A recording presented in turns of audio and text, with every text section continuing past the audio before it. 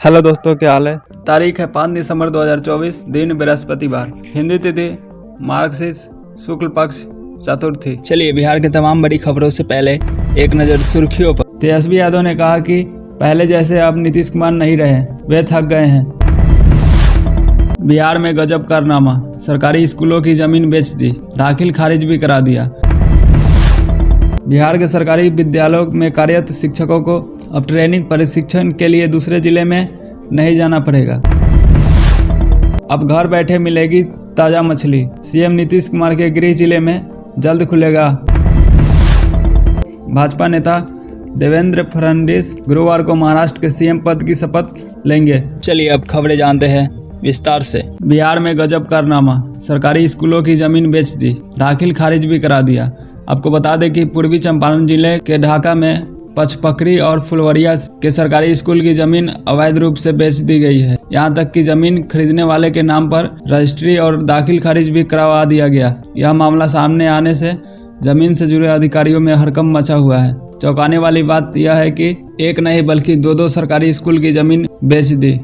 छपरा से मोतिहारी जा रहे सीएनजी टैंकर से बुधवार को अचानक तेजी से गैस लीक होने लगी। इससे हाईवे पर अफरा तफरी मच गई। ड्राइवर की सूझबूझ से बड़ा हादसा होने से टल गया। गैस से इलाके में कुछ समय के लिए अंधेरा छा गया। बताया जा रहा है कि टैंकर से करीब 600 लीटर सीएनजी निकल गई। गैस रिसाव से हाईवे पर दोनों ओर लंबा ट्रैफिक जाम लग गया। चरवाहे के सामने बाघ ने भैंस को मार डाला। चरवाहे मतलब भैंस की मालिक। दरअसल चरवाहे मवेशियों को लेकर जंगल के पास चराने गए थे। इसी दौरान बाघ ने भैंस पर हमला किया। बता दें कि इस जिला में वन विभाग ने लोगों को कहा है कि वो अकेले खेत में न जाएं। यह घटना बिहार के पश्चिमी चंपारण जिले की है। 20,000 की घूस लेते राजस्व कर्मचारी को रंगे हाथ दबोचा गया। राजस्व कर्मचारी मतलब जमीन से जुड़े अधिकारी जो अब भी फिलहाल में सर्वे कर रहा है। बताया जा रहा है कि नवीन कुमार चौधरी की पैतृक संपत्ति की जमाबंदी उनके 4 भाइयों के नाम से होनी थी। इसी काम के एवज में चारों से 20-20 हज़ार की डिमांड की गई थी। बिहार के सरकारी विद्यालयों में कार्यरत शिक्षकों को अब ट्रेनिंग प्रशिक्षण के लिए दूसरे जिले में नहीं जाना पड़ेगा। सभी शिक्षकों को ट्रेनिंग उनके वर्तमान पदस्थापन के जिला में ही आयोजित की जाएगी। इससे शिक्षकों को ट्रेनिंग लेने में आसानी होगी। वहीं सरकार को भी ट्रेनिंग होने वाले खर्च में कमी आएगी। शिक्षकों को ट्रेनिंग की इस व्यवस्था को अगले साल जनवरी से लागू किया जाएगा।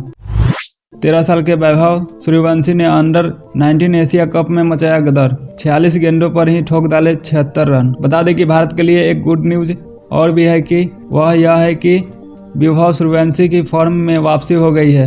वैभव ने 76 रनों की तेज तर्रार पारी खेली है। अब घर बैठे मिलेगी ताज़ा मछली। सीएम नीतीश कुमार के गृह जिले में जल्द खुलेगा मोबाइल फिश कियोस्क। आपको बता दें कि अभी यह सुविधा उपलब्ध नहीं है, फिलहाल इस पे काम चल रही है। तेजस्वी यादव ने कहा कि पहले जैसे अब नीतीश कुमार नहीं रहे, वे थक गए हैं। तेजस्वी यादव ने कहा कि हम लोगों ने बिहार में आरक्षण का दायरा बढ़ाकर 75% किया था, लेकिन वही सीएम इसे केंद्र से लागू करवाने में असफल साबित हो रहे हैं। आज बिहार की जनता पूरी तरह से परेशान है। तेजस्वी यादव ने कहा कि बिहार में सरकार नाम की कोई चीज़ ही नहीं रह गई है। मुख्यमंत्री सिर्फ मुखौटा है। बिहार को आगे बढ़ाने के लिए सीएम के पास कोई विजन ही नहीं है। बिहार राज्य स्वास्थ्य समिति की सामुदायिक स्वास्थ्य प्राधिकारी एग्जाम में पता चला है कि चुनिंदा परीक्षा केंद्रों पर प्रॉक्सी सर्वर के जरिए सॉल्वर प्रश्नों को रियल टाइम में हल करते रहे, जबकि परीक्षा कक्ष में बैठे अभ्यर्थी अपनी बायोमेट्रिक हाजिरी बनाकर सिर्फ समय काटता रहा। हालांकि इसकी आधिकारिक तौर पर पुष्टि नहीं की गई है। गौरतलब यह है कि इस मामले में ईओयू ने 37 आरोपियों को गिरफ्तार किया था, जिनमें 36 आरोपियों को मंगलवार को न्यायिक हिरासत में जेल भेज दिया गया। फिलहाल एक से पूछताछ जारी है। भाजपा नेता देवेंद्र फडणवीस गुरुवार को महाराष्ट्र के सीएम पद की शपथ लेंगे। उन्हें आज विधानसभा में हुई भाजपा विधायक दल की मीटिंग में नेता चुन लिया गया है। इस दौरान मंच से उनको जो नाम बुलाया गया उसकी हर ओर चर्चा हो रही है। उनके नाम का प्रस्ताव रखते हुए चंद्रकांत पाटिल और मुनगंटीवार ने उन्हें देवेंद्र सरिता गंगाधरराव फडणवीस के नाम से संबोधित किया। उनकी मां का नाम सरिता है, जो पहली बार उनके संबोधन में लिखित या मौखिक तौर पर इसे इस्तेमाल किया गया है। माना जा रहा है कि उन्होंने महिलाओं के सम्मान और उनके सशक्तिकरण को ध्यान में रखते हुए ऐसा किया है। जय शाह ने आईसीसी बोर्ड की मीटिंग बुलाई है। क्या चैंपियंस ट्रॉफी 2025 पर मुद्दे पर चर्चा होगी? इसका जवाब है नहीं, क्योंकि आईसीसी की यह मीटिंग सिर्फ जय शाह को लेकर होगी, जो 1 दिसंबर से बोर्ड के चेयरमैन बने हैं।